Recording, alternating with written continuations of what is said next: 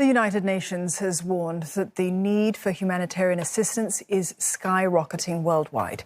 It's seeking a record of $41 billion for aid next year. Now, the UN says that there's been a huge jump in the number of people needing help as the pandemic continues to rage and the toll of conflicts and climate change rises.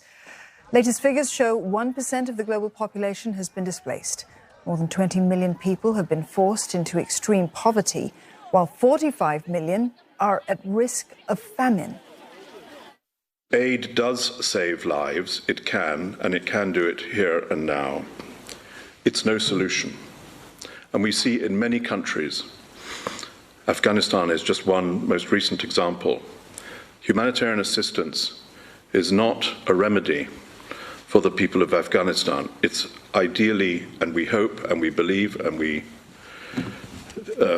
count on being able to deliver for the people of Afghanistan now in the first emergency term, but it isn't a way to stabilize societies. Afghanistan tops the list of countries caught up in the conflict and poverty, but there have been concerns that the Taliban could have illegal access to aid funding.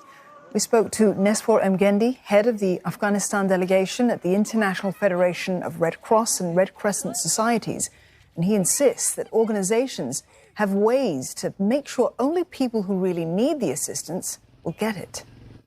It is a very dire situation, if I can describe it like that. I think our team, which just visited one of the areas called Panchi just a day before yesterday, met a woman who said she's surviving together with her four children on potato peelings. And she's just one of the millions of Afghans who are in dire need of food at this point.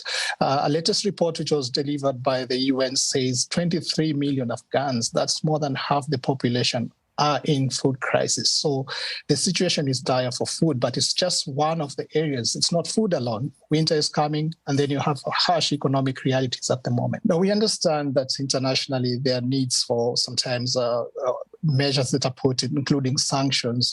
But when it comes to the humanitarian assistance and helping people in such a situation, we say that we should prioritize humanitarian assistance, and that should not be affected by whatever harsh measures that are put in place. Organizations like ours and other international organizations and local organizations have systems in place to ensure that aid reaches exactly the people who need it. And that's what we can appeal at this point. Whatever measures are being put in place should not affect the humanitarian needs of the people of Afghanistan.